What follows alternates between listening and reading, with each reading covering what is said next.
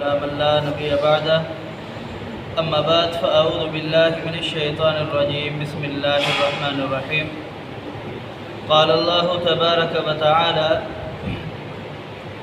ويستفتونك في النساء قل الله يفتيكم فيهن وما يتلى عليكم في الكتاب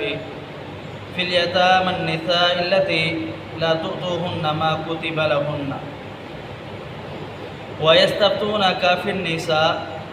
اے نبی آپ سے فتویٰ طلب کرتے ہیں، سوال کرتے ہیں، پوچھتے ہیں عورتوں کے متعلق۔ قل اللہ،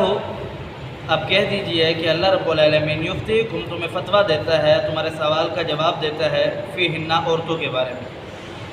وما یتلی علیکم فی الکتاب فی الیتامی، اور جو کچھ تم پر تلاوت کیا جاتا ہے کتاب میں سے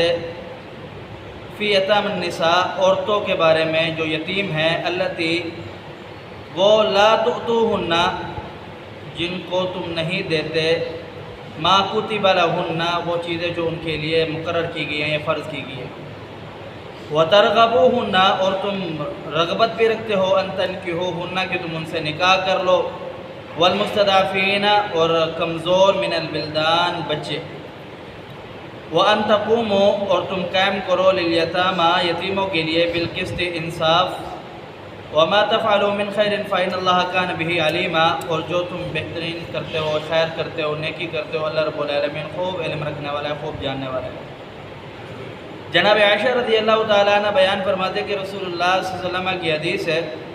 آپ علیہ السلام نے فرمایا کہ یہ آیات جو ہے جناب عائشہ رضی اللہ تعالیٰ عنہ کے متعلق یہ ایسے لوگوں کے بارے میں نازل ہوئے کہ جو شخص ایسا ہو کہ اس کے پرورش میں ایک یتیم بچی ہو اور وہ اس کا ولی بھی ہو، اس کا وارث بھی ہو، اور اس یتیم بچی کے ساتھ وراثت میں شراکت دار بھی ہو۔ اب وہ یہاں تک شراکت ہو کہ جو کھجوروں کے باغ ہیں اس کے اندر بھی شراکت ہو۔ اب یہ شخص اس کا کہیں دوسری جگہ نکاح نہیں ہونے دے رہا، اس وجہ سے کہ اگر اس کا دوسری جگہ نکاح ہو گیا تو پھر یہ وراثت چلی جائے گی، مال چلا جائے گا، اس کا حصہ اسے دینا پڑے گا، وہ کسی اور کے پاس جائے گا، اس وجہ سے۔ اور جناب عائشہ رضی اللہ تعالیٰ عنہ فرماتے کہ دوسری جگہ پر وَتَرْغَبُوهُنَّ أَن تَنْكِحُوهُنَّ تم ان سے نکاح کی رغبت بھی رکھتے ہو کہ یتیم بچی ہے ہم اس سے نکاح کر لیں۔ اس کی دو وجوہات ہیں۔ پہلی وجہ یہ ہے کہ اگر آپ نکاح اس بنیاد پر کرنا چاہتے ہیں کہ آپ نکاح کر لیں اور اس کا مستقبل اچھا گزرے تاکہ اس کو کوئی پریشان نہ کرے، بن ماں باپ کی بچی ہے، کوئی بھی اس کا یہ نہ ہو کہ خیال کرنے والا نہ ہو، پوچھنے والا نہ ہو، اس صورت میں اگر آپ نکاح کرتے تو بہترین ہے، اچھا ہے۔ اور اگر آپ اس صورت میں نکاح کرتے ہیں کہ اس کا کوئی مال ہم سے نہ چلا جائے یا یہ خوبصورت ہے حسن و جمال کی وجہ سے آپ اس کو دوسری جگہ نکاح نہیں کرتے، تو جناب عائشہ رضی اللہ تعالیٰ عنہ فرماتے کہ اللہ رب العالمین نے پھر اس لیے منع فرمایا کہ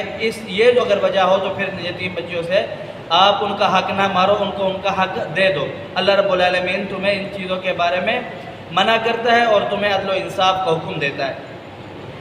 پیچھے اسی صورت کے اندر سورہ نساء آیت نمبر 3 کے اندر اللہ رب العالمین نے یتیم بچیوں کا حق بیان فرمایا ہے کہ آپ یتیم بچیوں کے ساتھ ظلم نہ کریں، نا انصافی نہ کریں، جو ان کا وراثت میں حصہ بنتا ہے وہ ان کو دے۔ اگر وہ آپ کے پاس آتی ہے نکاح کر کے اس صورت میں بھی ان کا وراثت بھی ان کی دے، اور ان کا جو حق مہر مقرر ہو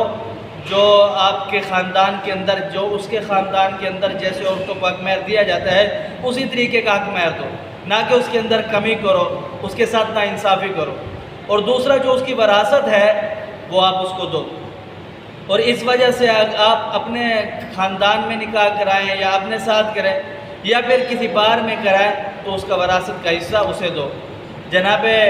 رسول اللہ صلی اللہ علیہ وسلم کے پاس ایک عورت آئی، اس نے آ کر کے کہا اللہ کے رسول یہ میری چھوٹی یتیم بچیاں ہیں دو، میں ان کی روکے سوکھے سے کفالت کر رہی ہوں، ان کا باپ فوت ہو چکا ہے، اب جو ان کا چچا تھا وہ ان کے جو وراثت تھی اس پر قابض ہو گیا ہے، وہ وراثت نہیں دے رہا۔ تو پیارے حبیب پیغمبر علیہ السلام کو وہ عورت شکایت کرنے لگی کہ ان بچیوں کا میں نے رشتے کرنا ہے، یہ بڑی ہونے ہیں، ان کو میں نے ان کے گھر بھیجنا ہے، تو میرے پاس تو کچھ نہیں ہے، جو ان کا باپ نے چھوڑا تھا وہ ان کا چچا وارث بن کر کے بیٹھ گیا۔ تو جناب رسول اللہ صلی اللہ علیہ وسلم نے اس کے چچا کو یہ پیغام بھجوایا کہ آپ جو ان بچیوں کا حق ہے وہ ان کو دو، اور جو آپ کا حق بنتا ہے وہ آپ اپنے پاس رکھو۔ جو ان کا حق بنتا ہے وہ انہیں دو، ورنہ آپ اللہ رب العالمین کے یہاں مجرم قرار ہے۔ آپ کو اللہ کے رسول پیارے حبیب پیغمبر علیہ الصلوۃ والسلام کی عدالت میں بھی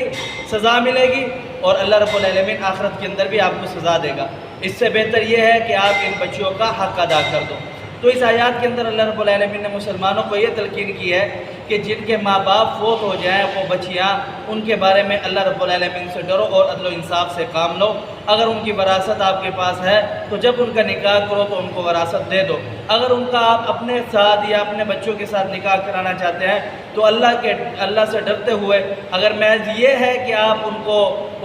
ان کی زندگی کو محفوظ کرنا چاہتے ہو تاکہ ان کا کوئی یہ نہ ہو کہ کل کو یہ جہاں بھی جائیں ان کا کوئی پوچھنے والا نہ ہو، اگر آپ اس وجہ سے نکاح کرتے ہو تو سو بسم اللہ، بہت اچھی بات ہے۔ اگر آپ محض اس وجہ سے نکاح کرتے ہو کہ ان کی وراثت نہ چلی جائے یا یہ حسن و جمال میں بہتر ہے تو آپ اس وجہ سے نکاح کرتے ہو تو پھر آپ کو اللہ رب العالمین سے ڈرنا چاہیے، عدل و انصاف قائم کرو۔ اقول قولی ھذا استغفر اللہ لی ولکم۔